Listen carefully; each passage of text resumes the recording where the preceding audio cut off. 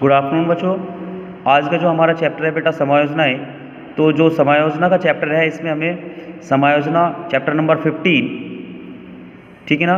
सबसे पहले हम समायोजना का अर्थ पढ़ेंगे। तो समायोजना अंतिम खाते बनाते समय कुछ ऐसी समायोजनाएं होती हैं जिनका हम कुछ कारण से उन लेन देनों को हम अवश्य ही भूल जाते हैं या वो हमारी याद नहीं रहती हैं। तो ऐसी कुछ लेन देन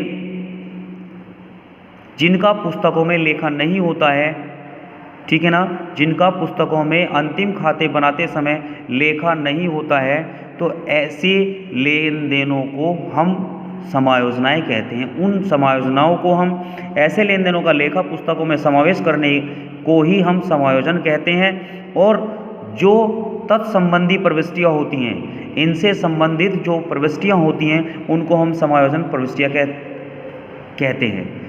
हमारे यहाँ कुछ प्रमुख समायोजनाएं हैं। उनमें से सबसे पहले अदत्त व्यय, जो एक मोस्ट इम्पोर्टेंट कही जा सकती है समायोजना। अदत्त व्यय जिन व्ययों का अंतिम खाता बनाते समय भुगतान नहीं किया जाता, तो ऐसे व्यय को हम अदत्त व्यय कहते हैं। इसका लेखा व्यापारिक खाते के डेबिट साइड में संबंधित मद में जोड़कर दिखाते हैं। ऐसे ही लाभ हानि खाते के संबंधित मद में डेबिट साइड में यानी डेबिट पक्ष में इसको जोड़कर दिखाते हैं और आर्थिक चिट्ठे के दायित्व पक्ष में हम इसको लिखते हैं। उसके बाद दूसरी समायोजना आती है हमारी पूर्वदत्त व्यय की।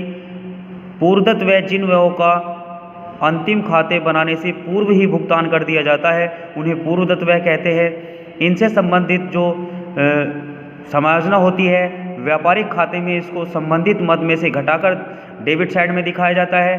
लाभ हानि खाते के संबंधित मद में डेबिट साइड में इसको भी घटाकर दिखाया जाता है। और आर्थिक चिट्ठे के संपत्ति पक्ष में हम इसको पूर्ण रूप से पूर्वदत्त व्यय को हम दिखाते हैं।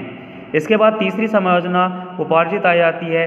वह आय जो व्यापारी के द्वारा कमाई तो जा चुकी है, व्यापारी ने वो पैसा कमा तो लिया है परंतु वह उसे प्राप्त नहीं हुआ है, ऐसी आय को उपार्जित आय कहते हैं।